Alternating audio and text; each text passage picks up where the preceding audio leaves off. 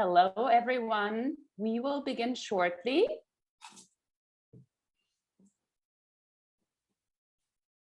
We're just letting in people to join this meeting. So give us a few minutes and we will begin shortly.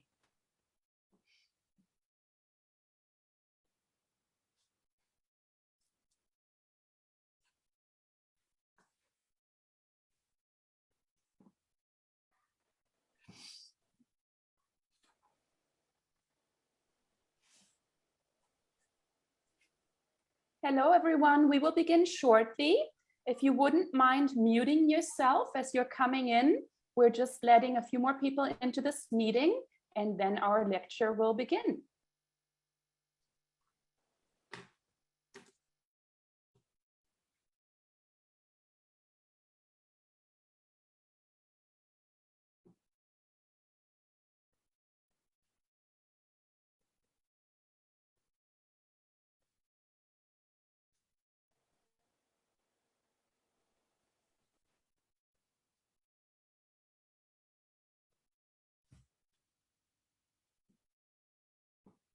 All right, well, thank you for joining us today for our virtual talk. Before we get started, I wanted to go over a few things. First and foremost, please keep yourself muted throughout the presentation. If you have any questions, please type them into the chat box at the bottom of your screen, and our speaker will be happy to address any questions or comments at the end of the program. And if you're joining us over from Facebook Live, welcome to you as well. Our Facebook audience can also ask questions using the comment section on Facebook. And please note that this talk is being recorded and streamed live. It will be posted to our social media channels once the talk is over. Now, I'm excited to introduce our speaker today. Her name is Karen Helmerson, and she is a docent at the Timken, has been a docent at the Timken for many years. And Karen will be speaking about the Dutch Baroque. Thank you so much, Karen, and take it away. Thank you, Christina. It's always a pleasure to have you hosting. Christina is our Director of Education, so it's wonderful to have her aboard. We're going to begin today looking at the Dutch Baroque. And now it is such a unique form of Baroque. When you think about the Baroque, we're mostly looking at the 17th century, although I will talk a bit about the 16th century because of so much that happens in the 16th century predicates what is going to happen in the Dutch Baroque. And really the essence of the Dutch Baroque is about 1622 to about 1672. However, artists like Frans Hals, for example, who we're going to look at, will have created artwork a little earlier. Now, we have a marvelous collection of Dutch and Flemish painting at the Timken, and many of the docents and art historians who work there are really captivated by the quality with Rembrandt and Van Ruisdael. It's just a stellar collection. So we will be looking at quite a few of the Timken paintings. In fact, we are looking at one right now, a Van Ruisdael landscape. But before we go on, I want to give you just some background about what is happening in Holland and Belgium. And I'm also going to actually show you a map because it is really important to understand that Holland and Belgium was the Netherlandish region, where today Holland and Belgium south, Holland in the north, were actually one territory. And earlier on in the early part of the 15th century, it was controlled by the Valois Burgundian court. However, in the early part of the 16th century, the Spanish Habsburgs and Charles V, who was Holy Roman Emperor, began to control that region. Now, one thing about Charles V, he was a little bit more open to what was happening with the Protestant Reformation. I'm not saying he embraced it, but he was a little more understanding. He cultivated artists and musicians, so he didn't so much mind that Holland was what became Holland around 1602, and actually officially about 1646. That's when Holland became a completely separated country from Belgium, and it retained its Protestant interests. But Charles V did cultivate artists and musicians, so he was a little more open. So what is happening is about 1507, Martin Luther nails the edicts on the church and begins to want to move away from some of the issues with the Catholic Church, some of the, let's say, discrepancies, some of the inappropriate things that were happening that people didn't like, and also John Calvin from France, Erasmus a little bit earlier, were starting to move away from this really strong control that the Catholic Church had in Europe.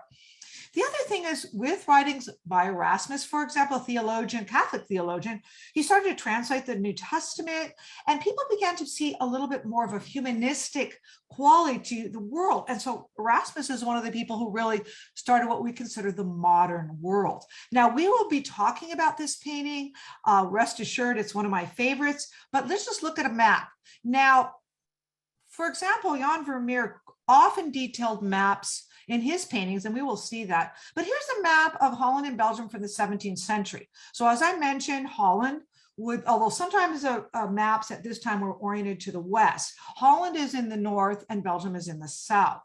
And even though both of these cities, for example, countries, for example, Antwerp and what is today Belgium, and Amsterdam, which is in today Holland, had a lot of cross-pollination. Many of these artists, for example, like Frans Hals was Dutch, he was born in Antwerp, moved to Haarlem. There was a lot of cross-pollination.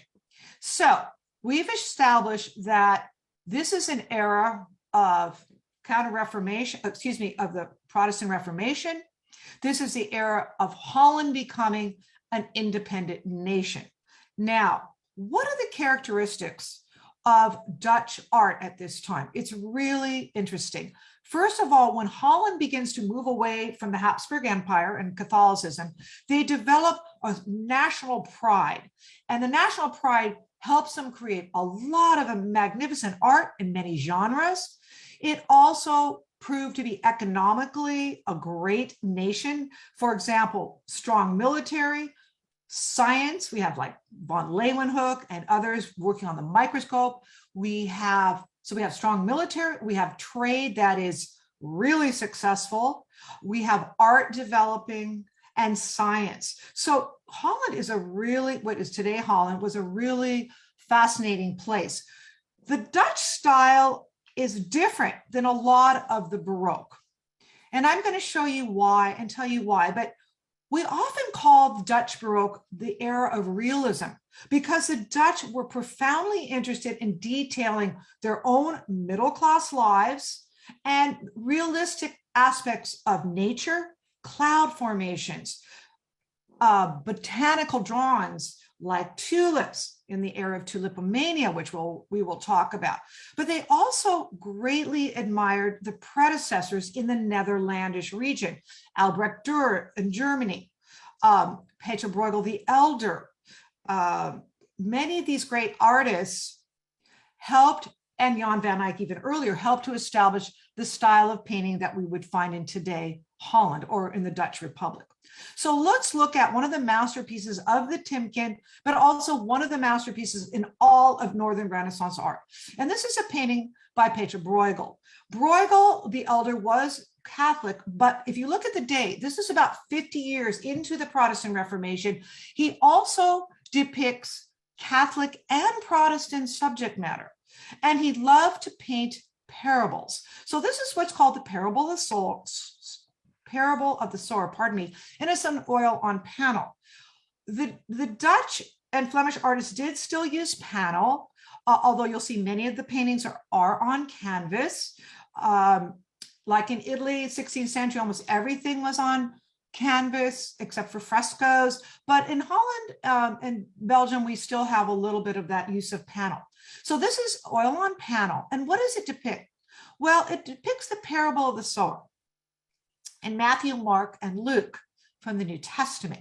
So what do we have here? We have a magnificent, highly detailed landscape. So before we talk about really the 17th century, we have to look at the predecessors and look at what inspired these artists. Now, what Bruegel has carefully done is detailed a foreground, a middle ground, and a background. If you look at the foreground, we have a farmer sowing seeds, with the parable being, what you sow, you shall reap. On the background, we have Jesus proselytizing, and his proselytizing is reaping, metaphorically speaking, converts or people to come over to Christianity. So we have the farmer sowing seeds, we have Jesus on the shore. Look at the luminous colors. Remember that before Bruegel, we had Jan van Eyck, Netherlandish painter, who helped to develop the concept of oil painting. He did not create oil painting, but he helped develop it. So these artists were very interested in color and also light. Light is profoundly important to these artists, and you will see it in their use of chiaroscuro, tenebrism, sfumato, and we'll see that in a little bit later. But we do see some really beautiful light here. And then we have a waterway, and of course a church would always be very profoundly important in this time. And we have the people trailing on this beautiful little pathway, and then you can see the little, little huts, very modest huts, and the trees and these beautiful birds. But what is really interesting here is, why do we have Alps in a painting of the Low Countries? Today we still call Holland and Belgium Low Countries, because Pieter Bruegel the Elder did travel to Germany, Switzerland, and Italy. And many of these artists did go to Italy, and they later on studied the work of Caravaggio, but he decided he wanted to incorporate these magnificent Alps into this painting. So not only do we have a great representation of what life looked like in the middle to the later part of the 16th century, which led into a lot of things that are changing in the 17th century. So we have life here, but we also have this allegorical reference to the New Testament. Now, let's talk about Frans Hals. Frans Hals really is considered one of the best portrait painters of the Dutch Baroque. And as I said, he began quite a bit earlier, in the very early part of the 17th century. And he was originally from Antwerp. Now, Antwerp, before the Protestant Reformation, was really the city. It had the Plantis Moritas publishing house, one of the greatest disseminators of information throughout Europe. We had magnificent cathedrals. It was a thriving city on the water with trade. But really, during the Protestant Reformation and the highlight of Dutch life, Amsterdam becomes a city. Also, a couple other cities we should know about: Leiden, where Rembrandt is from, and also Haarlem and Utrecht. Those are really prominent cities during the Dutch Baroque. Now, this is from our very own Timken collection, and we know that this was a very skilled portrait. What's remarkable, for some of you who are interested in 19th century art or even 20th century art, you can see, if you look at a painting by Manet, you can see his interest in Frans Hals, because Frans Hals used a very gestural brushstroke. If you look back, I'm just going to go ahead for just a moment. Look at the tight renderings that Rembrandt was mostly known for. Not always, but mostly. But if we go back, we can see a more gestural brushstroke. This represents a middle-class individual.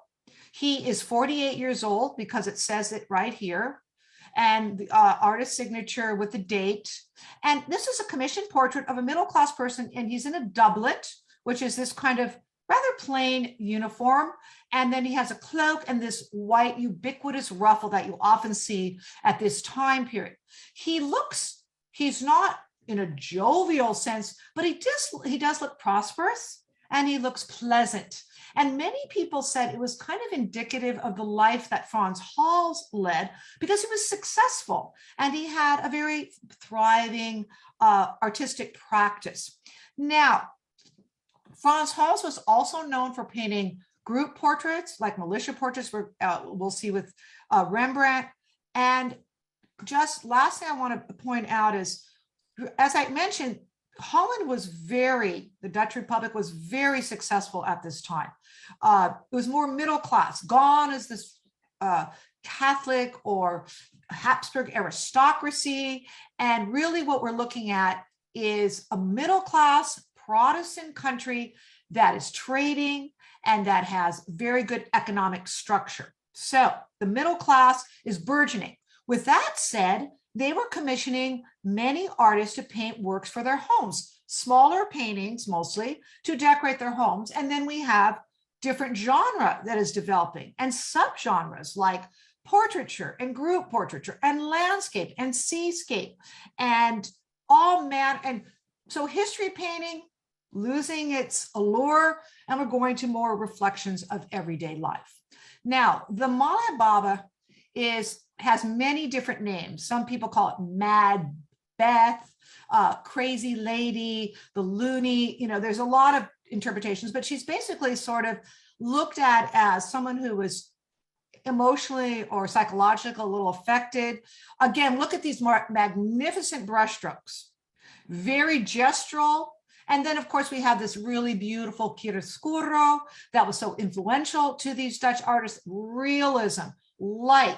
They take it from their own studies, which were happening with people like Pieter Bruegel and Jan van Eyck from the Netherlandish region. But they love the study of light, and they're bringing back information from what Caravaggio was doing.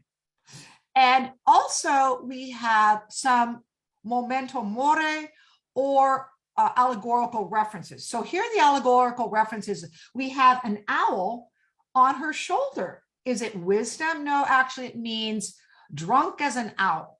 So remember, the Dutch were rather modest in their activities. They did not believe in overwhelming consumption of alcohol, for example. So it's a comment on her drunkenness, and she has this big tankard and she's sitting at a corner.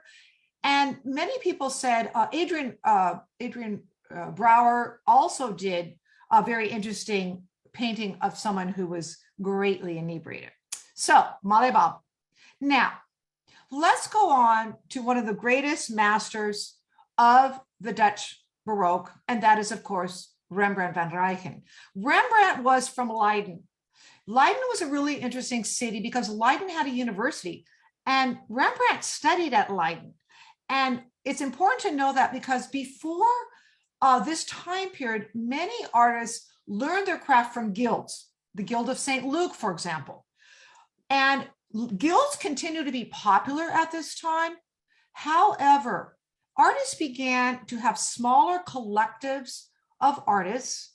They also joined family dynasties. For example, Pieter Bruegel the Elder had many artists in his family, like his own son, Velvet Bruegel, Jan Bruegel the Elder. So many of these artists learned in collectives. We do know that Rembrandt, as he established himself later in Amsterdam, had his own school. Karel Fabridis, for example, studied with him. And we have many famous artists who came from his studio. Rembrandt was also an art dealer. So he was a very important painter to the city as a teacher, as an art dealer, and as a famous artist. Now, the anatomy lesson of Dr. Nicholas Tulip really establishes him as a foremost artist. He's only about 26 when this painting was done. He was commissioned by a group of surgeons. They like once a year to document what they were doing. And this famous Dr. Tulip was giving an anatomy lesson. Now, beyond the idea that this is an anatomy lesson, this is a psychological portrait, because Rembrandt was very gifted at capturing the psychological nature of his subjects. And we will see that particularly when we look at our own St. Bartholomew. So we look at these 7 surgeons who surround the surgeon giving the dissection, and their faces are in awe. They gather very closely and look at this light. This is an example of tenebrism, which we see a lot in the Spanish Baroque and in the Italian Baroque. Look at how all this gleaming light on this dead, extended body. And what's unusual about this is in normal times, when these anatomy lessons were conducted, they always started with the cranium and the chest or the stomach. This is different. This is unusual. They're really looking at the musculature of an arm. Well, who is this person? Who are they dissecting? Well, he was arrested that day for theft. He was hung died, and then they use him for these experiments. Now, they close in on him. There's action in the painting. This is one of the most magnificent portraits, group portraits ever done by Rembrandt, and it establishes him in Amsterdam, moving from Leiden to Amsterdam, as a really brilliant painter. Now, a couple more points I'm going to make. This sort of reminds me of the Mantegna, Christ on the marble slab, because of just looking at the feet. We also have this beautiful text here. He's referencing the anatomical lessons, and then, of course, a list of subjects here. So we have this beautiful archway, and Rembrandt was known for using a lot of monochromatic tonalities, and we can again see that here. Now, another painting done much later is the Night Watchman, and I want to tell you that this is such a misnomer, because this painting is not a night painting. It's a very large militia painting in the Rijksmuseum, very large, which is, kind of inconsistent to what most paintings were like in the 17th century in Holland, because as I mentioned, many of them were used to decorate their homes, to capture what life was like in Holland, their interiors, their families, the objects they created, the flowers they loved. But this is one of the later militia paintings. And what do I mean by that? Okay, these militias developed to kind of monitor what was happening with some of these Spanish military that were still traveling through Holland to make sure there was no insurrection. But by this time, most of Holland was Protestant, and they didn't really have to worry too much about these insurrectionists. Remember, the Dutch were called Protestants, protests ideas of the Catholic Church. So they're Protestant here. Now this militia is more kind of decorative. And what do I mean by that? Because you do see guns and you do see them preparing, but most likely they're going on a hunt. And after this painting was done, many of these kind of militia pictures were rather obsolete. And the other thing to point out is when the Flemish painters, Catholic Flemish painters, did these type of paintings, their artists would often line the figures up. This is quite different. This is an action-filled portrait. And we have this man, Lieutenant Cook, C-O-Q, which means like rooster. And so we do see evidence of feathers somewhere right here, for example. The young girl here, who is the mascot, she carries the horn of drinking, and that kind of signifies it's a kind of a collective of people. There's all manner, I think there's something like 27 figures in this painting or more. We have children or maybe dwarfs. We have people in very garish uniforms, all kinds of tools and drums and dogs. The light, again, this magnificent chiaroscuro, realism, but also some gestural painting with that very monochromatic palette, except for these two men who are profile. So I'm going to go on because I tend to, in the early part, go so detailed, and then I want to make sure we include everything.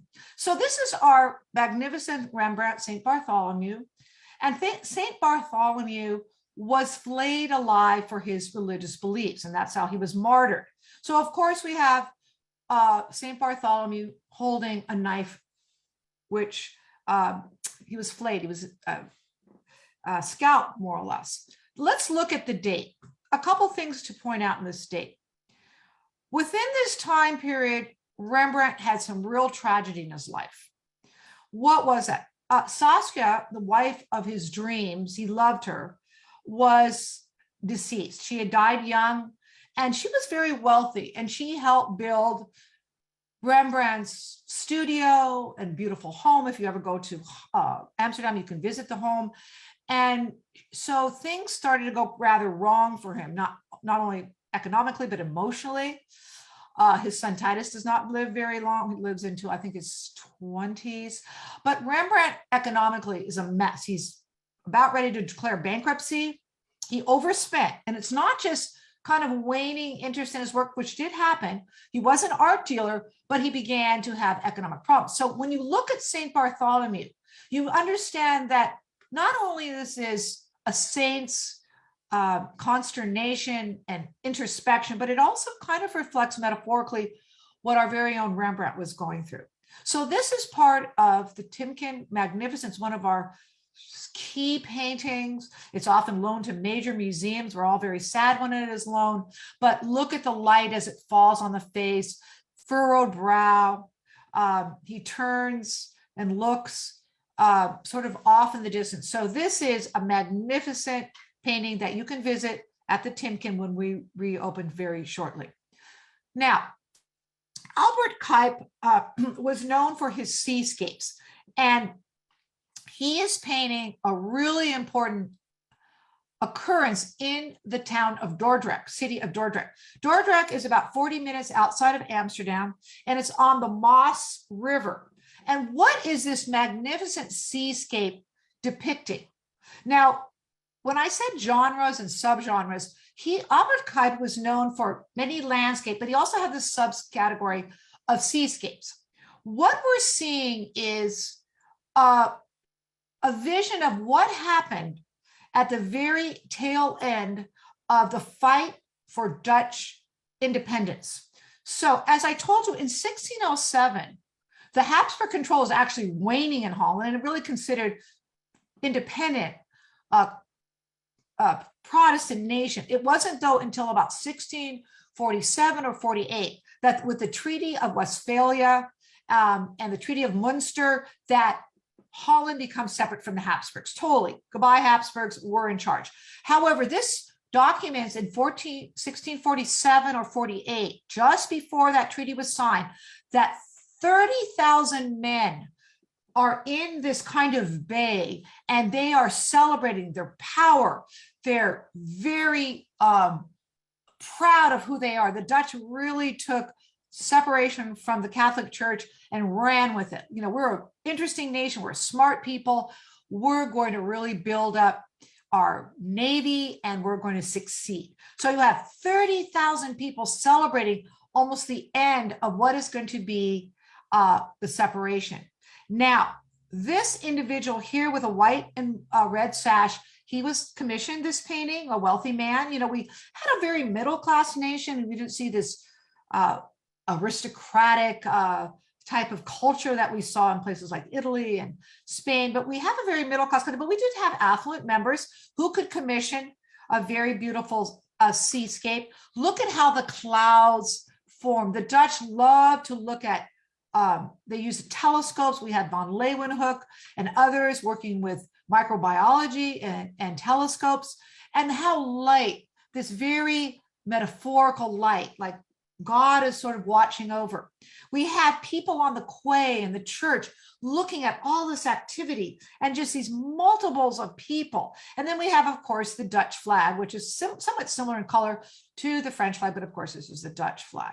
So this represents the surge of power that the Dutch nation felt as they were free from control by the Habsburgs. One more seascape, Ludwig Bachhusen was German, and he came to Holland to work, and he was known for painting, again, these magnificent seascapes. And what we have here is such a remarkable painting in that we have action, we have allegory, we have beauty. So we have these three cargo ships. Remember, with the Dutch West India Company, we had a lot of active trade. They weren't always the best company because they did trade in slavery, which really was horrible. They did trade in goods and services. So these boats would be representative of cargo boats that would be going into the Far East and other remote places and bringing back luxury goods, China, Africa, and so forth. But these ships are about to capsize. You see fragments here. We don't know what the blue and white flag represents, but we do know that this was the Dutch flag. Now, even though we have three ships, 1, 2, 3, either almost capsizing or at least partially destroyed, what we have here is this magnificent glory of light. And what it is saying is this allegorical reference, though, even though life is ephemeral and things happen with a tempest, this is a type of storm, the tempest, as Shakespeare wrote about. but we have light indicating that things will turn around. So again, the Dutch were known to do these paintings that indicate life and allegorical references. And we'll talk about that more, of course, with still life. Now, the greatest landscape painter of the Dutch Baroque was not only known other than Jacob van Ruisdael. And van Ruisdael painted quite a bit in Haarlem. And again, at this point, Haarlem's a really developed city for painting. We know that Pieter Claesz and Van Ruisdael and Frans Hals were painting in Haarlem. And Haarlem isn't that far from Amsterdam. So of course, there was a lot of cross-pollination. The Jewish cemetery. Some people used to think that Van Ruisdael might himself be Jewish because he did paint a lot of Jewish, not a lot, but a fair amount of Jewish themes. He was not Jewish, but it does bear referencing that the one thing that the Dutch Republic was and still maintains all these years later, they were very open to Jews who were escaping the Inquisition, for example, and other foreign people from foreign countries. So Holland was a very open country. Now, what do we have here? We have so much to talk about. We have an abbey. It's almost like two paintings. We have an abbey kind of in disrepair, but we also have this beautiful cemetery. Now, we have a black marble sarcophagus, and then we have, or like a tomb slab. We also have some sarcophagi here. We have people leaning over and praying, and then we have these beautiful, a shade tree, and then also a broken bough. So sort of this fractured world. We also have a rainbow. And when you think about it, it's kind of this death and rebirth, that this cycle of life that Van Ruisdael is talking about. So light filled sky. The Dutch were known for their low horizon lines and this interest in clouds and sky and scientific observation, but also renewal and rebirth. So this talks about a lot of that. And then look how beautifully detailed the trees, the shade trees, and the light as it falls on the ruins of the abbey, and the rainbow as it emerges after a storm, and then the individuals praying. So this is rather unusual for Van Ruisdael in that he does a more verticality in this as rather than a more horizontal. Not that he didn't do them, but often we see a more horizontal depiction. He did not go to Italy as many of the artists did, but he did go to Germany, and this abbey was sort of not too far from where he was living. So we'll move on. So this is one of my favorite paintings from our own Temkin collection, a view of Haarlem and the bleaching fields. Now, Haarlem was a very successful, prosperous part of Holland at this time, and they were known for their linen bleaching. So they were developing cloth from linen, and they would bleach it in these fields. So as I mentioned, this is very typical of the work of Jacob van Ruisdael. He did 15 images of this particular region, and he shows what life is like. Now, here we have some dunes. These are not the bleaching fields. Here are the bleaching fields. And you can even see little fragments, little people working in the fields. And then we have St. Bobos, which had once been a Catholic church and became a Protestant church at this time, because now we're thickly into Protestant country. But it shows the importance of the church, and then how people lived, and these beautiful fields and forest, well, exactly, trees, and these magnificent clouds. Now, Dutch painting was filled with allegorical references. When we get to still life, we'll look at those vanitas. But even in the landscape paintings, we see that there's always a mention of something that lets us know about the ephemeral nature of life. What is that? Well, even though this is a beautiful day, people are working in the fields, we also know that these clouds portend something perhaps ominous. So the Dutch are always thinking about, be careful, life is short, live in moderation, and be aware of the vicissitudes of life. Now, we're going to go on to artists such as Pieter de Hoek and Jan Vermeer, who painted genre paintings of everyday life among the Dutch citizens. And again, remember that this is more of a middle-class nation, and they love to decorate their homes with still lifes, landscapes, and no more of the history paintings and mythological paintings that important. It's more about what is Dutch life like? Now we can see from this Pieter de Hoek that we have a woman peeling apples with her little child. Some people used to attribute this perhaps to Vermeer. No, we know that, pardon me for making this criticism, but we know that Vermeer was a more skilled artist than de Hoek, and most likely de Hoek did learn from Vermeer. Not to take away, de Hoek was a very interesting painter, but it's just that we know the stellar qualities of Vermeer's painting. Now, we have, again, that magnificent light source, because Pieter de Hoek was very interested in not only capturing the people in these homes, but what the spaces were like. We have a beautiful fireplace with a pilaster with a sort of a semblance of an Ionic capital, but we have a little Cupid. What is the Cupid reference? And it's kind of in bas relief. Well, the Cupid references the fact that this is a happy home. There's love in this home, and she's smiling, and she peels the apples, and she plays with her child in the lovely fireplace, what would warm the house.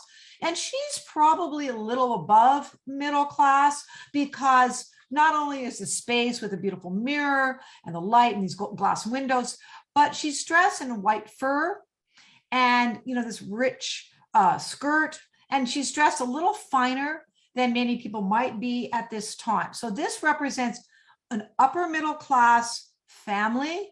And one thing Vermeer did not do, as de Hoek did, is Vermeer often painted individuals or adults, not children. And that is something that we know that was typical of Pieter de Hoek. Another artist that painted kind of in an unusual manner is Van Hothenhorst. And what I want to talk about Van Hothenhorst for just briefly is that he worked both in Antwerp and in Holland, or Antwerp, which would be today Belgium, and he took on and also Utrecht. He took on a very Caravaggioist style, because many of these Utrecht artists went to Italy, as Hothenhorst did, and he took the work of Caravaggio and some of those artists who were really interested in chiaroscuro and tenebrism, and he brought it back. Also, look at the rich style of this painting. You can see this Persian carpet being pulled back, and this, fiddle here, and he holds a glass of wine, and he's come and celebrate with me. He leans on a ledge. And what Hothenhorst was really trying to do is not only show kind of a little bit more of a Flemish style of Baroque, not so based on realism and accuracy, but more about kind of on the diagonal. And he was very influenced by Rubens as well. So this is more of the Dutch taking on that Italian interest, developing in Utrecht, but also, showing a more Flemish style. So he beckons. And one thing Hothenhorst was really interested in too is perspective, because remember, the Dutch are really brilliant at perspective. They learn it from the earlier artists who predate them, Jan van Eyck, for example, and Paetus Christus, who developed single point perspective, who's in the collection of the Timkins. So we see a lot in this very active painting. Now, Jan Vermeer. He died young. To some, he's the magnificent, magical artist of the Dutch Baroque.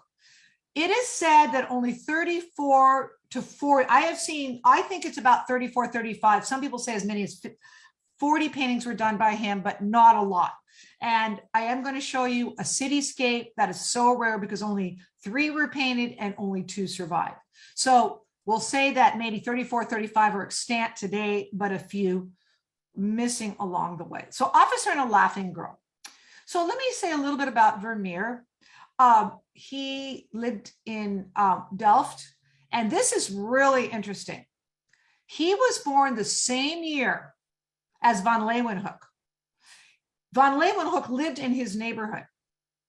Why am I talking about that? Well, it's important that the Van Leeuwenhoek progresses the development of the microscope. He does not begin the whole, that was started in the very early part of the 17th century, but he really develops the idea of microbiology. Why I'm bringing that up is it was said that perhaps Vermeer, and not necessarily in this painting, it's going to be coming up pretty soon, use optical devices, camera lucida and camera obscura. Camera lucida is more like a projection device, like a box, and camera obscura is more of a room when you look in and pinpoint light and perspective, and lucida is more of a box-like device. So let's talk specifically about this. Vermeer was Protestant, but he married a wealthy Catholic woman who really helped develop his career. He was also an art dealer. Vermeer converts to Catholicism and raises his large family in this region of Delft, but he lives in the corner called the Papist corner. And Papist is a pejorative name relating to papal hat, for example. And he was a little bit, not ostracized, but a little bit in his own corner, because remember, now this is a Protestant nation, well into the Protestant nation, and he was a Catholic family. But he still had sponsors. And what Vermeer is known for, Johannes Vermeer, is his use of light and color. His colors are so rich. In fact, his use of lapis, which was a very expensive natural stone pigment, he used more than almost anybody. And they think that a very wealthy collector from brought it from Afghanistan, not directly, but of course it was imported from Afghanistan, and they let Vermeer use a lot. So let's talk specifically about this painting, Officer and a Laughing Girl. She holds a goblet. Now, what's a little bit interesting is the goblet and her smile. Some people think it's a very refined painting of a high-born military person. Others say it might be more transactional because she has an open hand, and that might indicate a transactional relationship, if for want of a better term. See how the light pours in, magnificent light as it falls on this black hat. And then we have a map. Vermeer was known by map makers to be one of the best artists to create maps. And because we have so many paintings and I tend to run a little long, I am going to go on to a couple more of Vermeer's paintings. Now, the allegory, the artist in his painting studio, is an allegorical painting. He also did another one, the allegory of faith. And this is one of his famous, most well-loved paintings. It was one of his favorites. And unfortunately, we cannot see, but there was actually a chandelier here. This is a very rich studio. For an artist to have a studio like this with tapestry revealing a scene as we look almost into a theatrical scene. And then we have the woman Cleo. And Cleo, C-L-I-O, was a personification of the arts and history. So she was a personification, the muse of history. She holds a history book. She has a musical instrument. And we have the artist in a really magnificent set of clothing. And most people, artists didn't usually paint in what almost looks like an evening dress. But what Vermeer is trying to suggest is that art is important, and art records our life and our history. It's a window to history. And it's not at the level of like a stonemason or some of the other, not that, artists who did that sort of thing were lesser, but at the same time, art is profoundly important. It has been through history.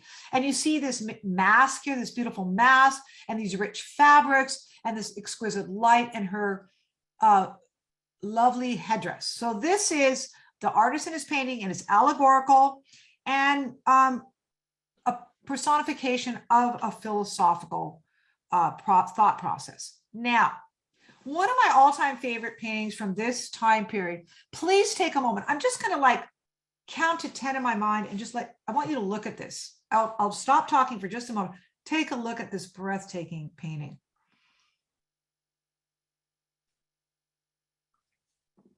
The detail, this is the quintessential, iconic cityscape and realistic painting that the Dutch were capable of doing.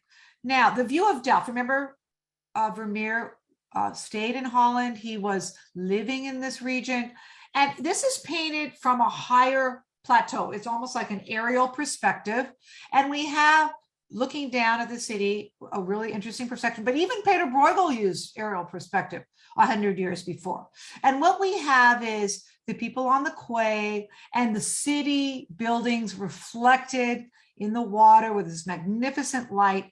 And we have the old church and the new church. So here we have Nieuwkerk right here, and the light really falls on that. And it's allegorical in that, or metaphorical, because this is the old church, and that represents more of the Catholic ideals that were then prominent. But then we go into what is today, or let's say present day Holland.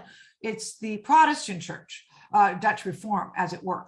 We have a red tiled roofs. That was the arsenal. And we have the Parrot brewery, and that no longer exists today. And then we have these little turrets and light as it falls on the city, and this low horizon line, and this magnificent clouds in this light-filled sky. And we think that this was painted after a rainstorm. So it shows the incredible detail. And really, when I had talked about camera lucida and camera obscura, it's probably, you can count on that this was an optical device that was used. Now, if you ever get a chance, there's a wonderful film documentary called Tim's Vermeer, and I believe you can access it via Netflix, but it's about an engineer's quest to use optical devices to try to create his own Vermeer. Quite a remarkable movie. Now, we do have to talk about still life, because still life really talks to us about what is happening in Holland with the development of trade, military power. The Dutch were not only great traders, but they were great businessmen. For example, they would accumulate all this peat from the bogs, and they would store it.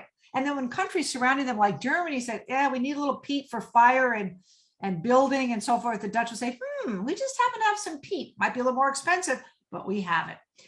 Also, I want to point out in this still life by Pieter Claesz in our very own Timken, it's done before about 1650.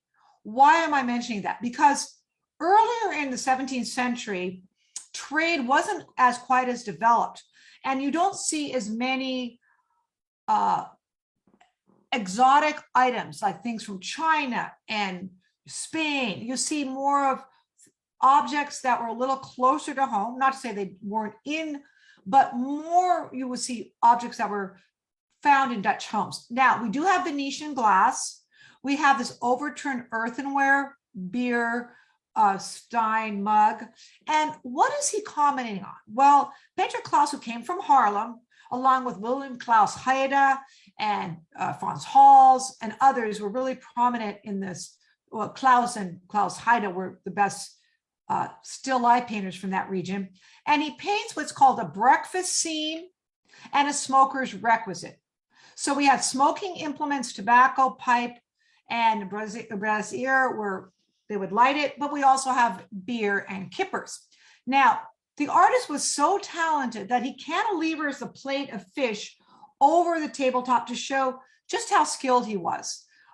We have this magnificent light and these reflections. You can almost see a complete reflection of the painting, even in this pewter top. We know that this was more of a very middle-class home because we have a little cracked tabletop. This is earthenware, although we do have this Venetian glass. Now, quietly, the Dutch, in their vanitas, these are paintings that reflected on the ephemeral nature of life with objects that would have called memento mori, which I'll show you. This is a vanitas. It shows that even though you might not notice it right up front, but this is a reference to the fleeting nature, ephemeral nature of life.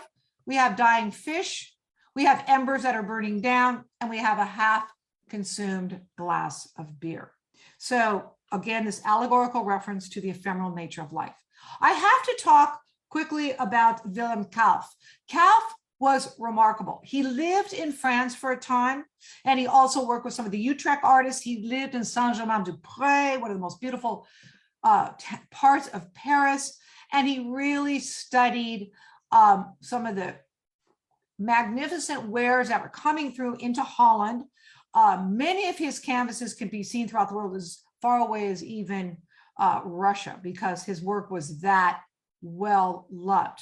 What he's showing is beauty beyond beauty, object more beautiful than they really are in a sense. So this exquisite Chinese porcelain, this tapestry that might have come from Persia, and oranges and lemons that also travel from places as far away as Spain. Then we have the bubbles in the glass, how he captures the light as it falls on the champagne goblet. And they had these roamers at these goblets that had to have little side projections, because if you pick it up and it's slippery, there goes the wine. But he's also referencing, this is beautiful. This is a rich Dutch family. However, things can happen. And this curl of the lemon peel, bitterness, the snake of the Garden of Eden, and also the sort of the tipping nature. You also see a timepiece. Again, life is ephemeral. Time passes us. And so there's always these subtle and not so subtle references. Also, Jan David Stechiem was also worked sort of in between some of the Flemish provinces and Dutch, and he creates this magnificent horizontal painting. He was known as someone who was very carefully painted champagne bubbles. Look how the light falls. And again, he references good and bad. Okay, we have these pomegranate, like little glistening orbs of pomegranate seeds, and we have this lobster. Well, what does it refer to? Well, lobster has a couple meanings. Lobster, the rich quality of the household that could have lobster, but at the same time, lobster decays. And we have grapes, but we also have an overturned glass. And then we have open oyster shells. Oyster shells often related to the sensuality and sexuality. So again, all these references, lemons could be showing the affluence of the family, but it also could say like the bitter peels. And then we have this coiled snake, again, the Garden of Eden. Now, I have to talk a couple minutes about tulipomania.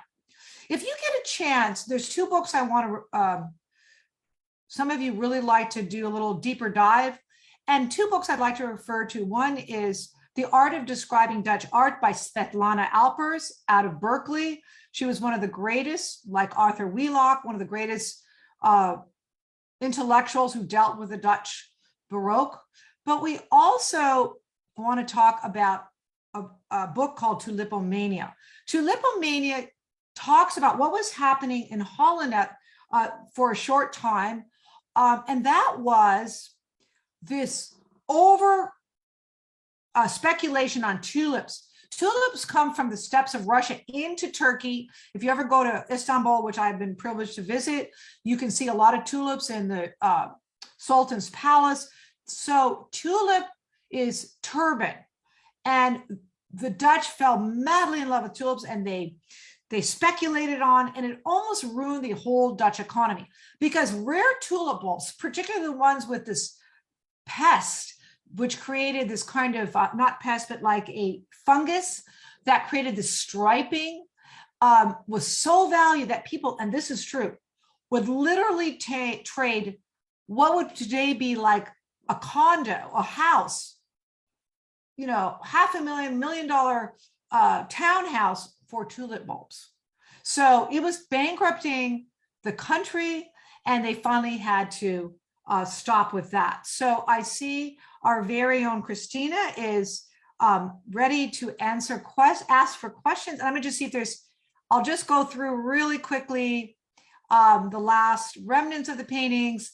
And this is Klaus Heide, who worked with Pieter Claesz. And look at these magnificent still lives. And last thing I'll point out before Christina guides our question and answer, the Dutch in this painting, for example, these flowers would not all be blooming at the same time. They often saw the flowers, recorded them either in sketches, and then went back to recording them. So that wraps up the talk. And Christina, please let me know if we have any questions or discussion. All right, thank you so much. What a wonderful selection of works of art that you showed us. You know, gosh, the Dutch Baroque is really such an interesting time, and you managed beautifully to give us a really good overview of the subject matter. So thank you very much. It's time now to ask questions, and feel free to unmute yourself right now and ask a question. I do see one question in the chat, and that is in regards to the book that you mentioned. I think you mentioned a couple of books that you recommend taking a look at, and one of them was The Art of Describing Dutch Art. Exactly. And we're just wondering what the author's name was. Very good. Svetlana Alpers, Alpers. And then Tulipomania, I'm not sure who the author is. I mean, I have it on my shelf, but Tulipomania you can get very easily on Amazon. It's now you can probably get it for like $6-7, but it's wonderful because it talks about the Dutch economy and how tulips took over commodities markets. Really fascinating. And you learn a lot about the art and why these tulips were depicted so ubiquitously. Right, amazing. Thank you. Are there any questions? Please feel free to unmute yourself, or if you have any comments. If it's okay, while we're waiting, I see that Dee Dee is on here. And Dee Dee, I wanted to show you something and everybody else, because I think it's fascinating. I'm just going to go ahead because I did want to talk about it, but Gabriel Metsu, because we do have a Metsu in the Timken, but because Gabriel Metsu was still attached to Catholicism, we look at this painting of a sick child, and many people would suggest that this is mother and child, the Virgin Mary, and the baby Jesus. And it really shows that there were still vestiges of interest in Catholic iconography and style. Would you agree with that? Probably yes, because it became very difficult to be Catholic and their churches went underground and all that stuff. So if they could get around the censor, so to speak, I'm not surprised if people would interpret this as to be a pietà, in effect, you know, by of Mary and Jesus. So I think, you know, they had to make a living. They earned their living by making domestic scenes, and this is certainly one of them. So it's 50-50. I don't know, really. But you do make a really good point. They did suggest just what you have said, that they did have these kind of underground Catholic churches still active in Holland. So I'm glad you brought that up, because it is recorded that he probably, they call them basement churches or something like that. Attics. Attic or something like that. Yeah, so they had to kind of go underground. So just as I think we both see that there is a relationship there. And I'll go back. Christina, do you see, this is from our very own Timken, a woman receiving a letter. And I'll just go back to, I think I'll stay on that one. It's so yeah, thank you for showing us the picture of the mother and child, and thank you very much to Dee Dee, who is also one of our docents, who is a theologist. So she always comes in with her input when we look at these kind of artworks. And I am afraid we're out of time, but thank you so much to Karen for giving this insightful talk, and thank you to all of you here on our Zoom call for joining us, and also to our Facebook audience. Tomorrow, if you want to learn more, we have another talk coming up at 11 a.m. You can find information on that on our website under events. The title of the talk is Probing Still Life Paintings, and it's going to be a talk that is given by two of our docents. So if you would like, please come in and listen to that talk at 11 o'clock tomorrow. So thank you again so much, everyone, and we'll see you soon. Bye-bye. Bye-bye. Thank you.